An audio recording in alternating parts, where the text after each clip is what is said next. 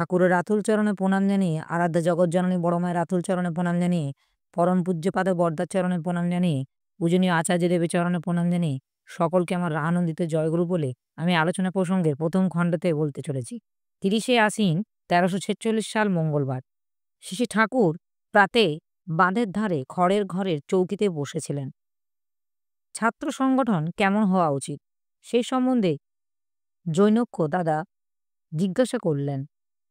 শ্রী ঠাকুর কাজ করতে করতে যখন যে প্রয়োজন দেখা দেয় তার সমাধান করা ভালো, এতে জবর জিনিস হয়। হিটলার মুসলিনি কথা উঠল। শ্রী ঠাকুর গুরু না থাকলে মানুষের ব্যালেন্স ঠিক থাকে না। শিবাজি রাজা হয়েও রামদাসকে রাজ্য দিয়ে নিজের প্রতিনিধি হিসেবে রাজত্ব চালাত।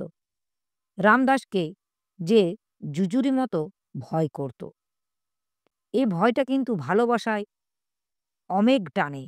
অত বিপদের মধ্যে পড়েও তাই সে ঠিক ছিল, তার গায়ে এক আঁচড়ও লাগেনি। মুসলিনি ইচ্ছা করলে রাজাকে অস্বীকার করতে পারে, কিন্তু তা সে করে না। হিটলার কথায় বললেন, শুধু মাতৃভক্তিতে সব হয় না, পরিপূরক একজন থাকা দরকার হয়। হোক না একটা মানুষ সামান্য নগণ্য, কিন্তু ইষ্টের তার টান যদি থাকে সে বড় হবেই। আজ থেকে একটা মানুষকে দেখছি মিটমিট করে তাকাচ্ছে, পরশু সে যে কত বড় হয়ে উঠবে তা কি তুমি বলতে পারো? মূল সম্বলটুকু থাকলেও তার উন্নতি অবশ্যম্ভাবী। ওই অনুরাগই তাকে যোগ্যতায় দিগজয়ী করে তোলে। কথা প্রসঙ্গে শম্ভুকের কথা উঠল। শ্রী ঠাকুর বললেন, শম্ভুক বন্যাশ্রম ভেঙে দিচ্ছিল, সমাজে বিশৃঙ্খলা সৃষ্টি করছিল। ব্রাহ্মণত্ব আমাদের প্রত্যেকে আদর্শ বটে, তা কিন্তু আমাদের বর্ণচিত কর্তব্যকে অবহেলা করে নয়। সহজাত সংস্কার মাফিক কাজ করে তার ভিতর দিয়ে ব্রাহ্মণত্ব উদ্ভিন্ন করাতে হয়। আমাদের জনক ক্ষত্রিয়দের কাজ ছেড়ে দেয়নি। একজন যদি বৈশ্য হয়, বৈশ্যের সহজাত কাজ উপেক্ষা করে সে ব্রাহ্মণত্ব অর্জন করতে পারে না। আর তাই যদি করতে যায়, সমাজের ভাঙন শুরু হয়। যে বৈশ্য বৈশ্যের কাজ করতে জানে না, সে আবার ব্রাহ্মণত্বের অধিকারী হবে কেমন করে? যে যা করুক তার জন্মগত সংস্কারের উপর দাঁড়িয়ে করবে। তবে সমাজ ঠিক থাকে ক্ষত্রিয় বৈশ্যদের মাঝে যে প্রতিঋত্বিক করা হচ্ছে, তারাও কাজ করবে ঠিক ওইভাবে।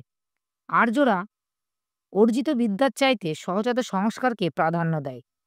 সংস্কার হলো স্তত, যেমন আমাদের হাট আজকাল স্ততই চলে। এমন সময় হয়তো এমনভাবে চলতো না, তখন হয়তো চেষ্টা করে চালাতে হয়েছে। আজকাল মনোযোগ দিই আর দিই না, হাট চলেই। এইরকম স্তত যে গুণ, তাই সংস্কার ও পুরুষানুক্রমিক ধরে চলতে চলতে একটা জিনিস সংস্কার ও পর্যবসিত হয়। উজিরপুরের কামরার এখনো নাকি হাতে যে পোলাদ দেয় তার তুলনা নেই। তারা নাকি পিস্তল তৈরি করতে পারে, সহজাত সংস্কারে ১০০০ বছরেও মরে না। বিপ্র, ক্ষৈত্র, বৈশ্য, দ্বিজ আর আর্য কৃষ্টিতে দীক্ষিত অনার্যর শূদ্র, তারা হাতে কলমে কাজ করত। অনুশীলন বাদ দিয়ে তাদের তাত্ত্বিক শিক্ষা দেয়া হতো না। মাথা তো পাকা নয়, কি বুঝবে কি বুঝবে, গন্ডগোল করে ফেলবে, আর তো ঠিক নেই। তাই এই ব্যবস্থা ইষ্ট ও কৃতির উপর ভিত্তির। আজই যদি আমরা গুচ্ছ বেঁধে উঠতে পারি, কি যে করে ফেলতে পারি তার ঠিক নেই। আমাদের রক্তে সব কিছুই রয়ে গিয়েছে, চাই আর উপযুক্ত পোষণ। অনুলোম অসবর্ণ বিয়ে ও একাদশ গ্রহণ করে দুটো হলো সমাজের সংহতির উপাদান, আবার তা জাগিয়ে তুলতে হবে। আমাদের কি যে ভুল, একজনকে নিন্দা করি আর একজনকে প্রতিষ্ঠা করতে যাই, তাই যাত্রা হয়ে গেছে টুকরো টুকরো বিচ্ছিন্ন। পূর্বতন পরিপূরণী বর্তমানকে কেন্দ্র করে যাজন যজন ইষ্টভীতির উপর দাঁড়াতে হবে। নিজেরা করবে, অন্যকেও করাবে। এই যজন যাজন দিয়েই যে কি করে ফেলা যায়। ১০০০ ঋত্বিক যদি আজ বাংলার পল্লীতে পল্লীতে যাজনের ব্রতী হয়, তারপর আরেক দল যদি প্রদেশে বেরিয়ে যায়, জগৎটা গড়ে তুলতে কতদিন লাগবে? আমাদের দীপঙ্কর এই যে ব্রজযোগিনী বাড়ি বাঙাল যাজনের সাহায্য তিনি কি করে ফেলতেন? বাঙালি জাতির মধ্যে খাঁটি আর্য আছে। অন্যদিকে যখন অত্যাচার আরম্ভ হয়েছিল তখন তাদের অনেকেই এদিকে এসে পড়েছিল। এদের রক্ত, এদের জান যে সে ব্যাপার নয়। আমরা তো জানিই না আমাদের নিজেদের কি হয়েছিল।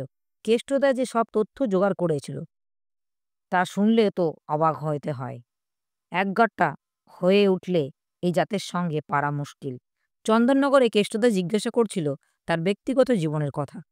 শিশু ঠাকুর, কি করতে হবে? তা তো ঠিকই আছে। এখন মারি ওরি পারি যে কৌশলে। প্রফুল্ল, ঠিক আছে বলতে তো আপনি ইষ্টস্বার্থ এবং ইষ্ট প্রতিষ্ঠার কথা বলছেন। শিশু ঠাকুর, হ্যাঁ, ওই হলো ভাবসাগরের দিক নির্ণয় যন্ত্র। কি করণীয় ওই দিয়ে মেপে মেপে ঠিক করতে হবে। এছাড়া আর কথা নেই। একটা যেন উত্তর মেরু আর একটা যেন দক্ষিণ মেরু। শুধু ইষ্টস্বার্থ দেখলে হবে না। তুমি হয়তো ১০ লাখ টাকা চুরি করে ইষ্টস্বার্থ সিদ্ধ করতে পারো, কিন্তু তাতে লোক বলবে যে অমুক চোরের গুরু তাতে ইষ্টস্বার্থ সাধনা করতে পারে, কিন্তু ইষ্ট প্রতিষ্ঠা হবে না। এদিকে খেয়াল রাখতে হবে। এমনি কি আপাত দৃষ্টিতে কোনো গহিত কর্ম করেও যদি ইষ্টস্বার্থ ও ইষ্ট প্রতিষ্ঠা এই দুই অক্ষুণ্ণ হয়ে তাহলে তাতে মঙ্গলের অধিকারী হওয়া যেতে পারে। পাপ হলেও তাই যা নাকি পালন হয়ে থেকে পতিত করে, এছাড়া পাপের আর কোনো মানে নেই। তারপর বললেন কেষ্টদা, যদি ঠিক করে যে ৫০০ লোককে কিছুতে পড়তে দেবে না, তাতে উন্নতির জন্য যদি অপ্রাণ চেষ্টা করে সর্বতোভাবে সেবা করে, আর তার ৫০০ লোকের যদি কেষ্টদার জন্য একটা করে নিঃশ্বাস ফেলে, তাতে কেষ্টদার ঢোল ভরে যায়। তার নিজের প্রয়োজন মিটিয়ে আরো কত জনকে পালন করতে পারে। প্রফুল্ল, চতুরাশ্রমের মধ্য দিয়ে যে সহজ সন্ন্যাস, তা ছাড়া কি সন্ন্যাস গ্রহণ ঠিক? শ্রী ঠাকুর, সাধু যে সাধু সেই যে কিনা সব নিষ্পন্ন করতে পারে। সাধু কথাটা এসেছে সাত ধাতু থেকে। দায়িত্ব যে নেয় না, কর্তব্য যে করে না, সে আবার কিসের সাধু? সৎ এ যার মন ন্যস্ত হয় তার তো কর্ম দায়িত্বও বেড়ে যায়। আমার মনে হয় মানুষ চতুরাশ্রমের ভিতর দিয়ে না গেলে তার সর্বাঙ্গীন বিকাশ হয় না। শ্রী ঠাকুর গোপালদাকে ডাকতে বললেন। গোপালদা আসলেন। তার কাছে কয়েকটি প্রয়োজনীয় কাজের কথা বললেন। শ্রী ঠাকুর কথায় কথায় বলছিলেন, আর্যদের কি রূপ তা তো আমাদের চোখে পড়ে না, তাই বুঝিও না। সে রূপ যদি আবার ফুটে ওঠে তবে বুঝব তাদের মর্যাদা। বর্ণচিত সমীচীন গুণ বিকাশ হয়েছে। এমনতর বিপ্র ক্ষত্রিয় বৈশ্য আজকাল কমই দেখতে পাওয়া যায়। বৈশ্যরা যদি ঠিক হতো তাহলে কি আজ আমাদের এই দুর্দশা হয়? বৈশ্যরা যখন ইষ্ট ও কৃষ্টের ভুলে গিয়ে বিদেশি শ্বশুরদের সঙ্গে যোগ দিল, তখন থেকে জাতির সর্বনাশ শুরু হলো।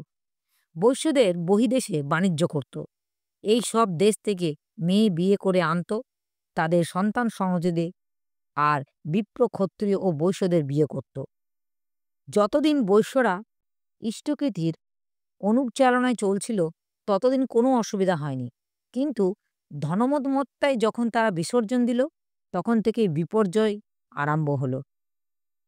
কেষ্টদাকে ২ জন কারিগরি খুঁজতে বললেন, যারা ঢালাই, লেদ ইত্যাদি সব কাজ জানে। শ্রী ঠাকুর আক্ষেপ করতে লাগলেন, আমার এখানে লোকের অভাব। যথাস্থানে উপযুক্ত লোক পেলে কি করে ফেলতে পারতাম। লোক অভাবে গবেষণাগার যন্ত্রপাতিগুলি নষ্ট হয়ে যাচ্ছে। কারখানায় উপযুক্ত লোক পেলে ১০০০ লোকের পেটের ভাতের ব্যবস্থা হতে পারে। আর এমন লোক চাই যে মাইনে নেবে না, কিন্তু সমস্ত কাজের দায়িত্ব নিয়ে সব কর্মীদের ভরণ পোষণ করবে, আর নিজের ন্যূনতম যা দরকার তাই নিয়েই খুশি থাকবে। এখানে আসলে বাইরে কেউ হয়তো মাইনের লোভ দেখিয়ে তাকে বাগিয়ে নেবার চেষ্টা করবে, সে যেন তাতে না ভোলে।